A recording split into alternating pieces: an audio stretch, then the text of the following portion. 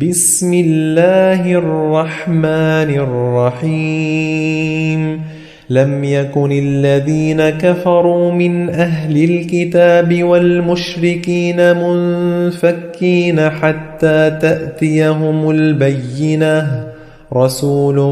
من الله يتلو صحفا مطهرة فيها كتب قيمة وما تفرق الذين أوتوا الكتاب إلا من بعد ما جاءتهم البينة وما أمروا إلا ليعبدوا الله مخلصين له الدين حنفاء ويقيموا الصلاة ويؤتوا الزكاة وذلك دين القيمة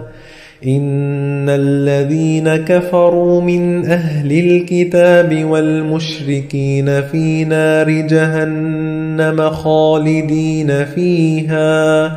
أولئك هم شر البرية إن الذين آمنوا وعملوا الصالحات أولئك هم خير البرية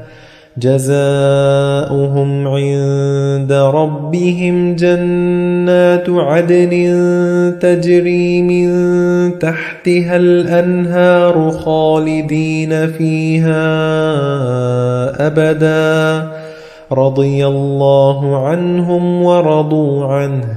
ذلك لمن خشي ربه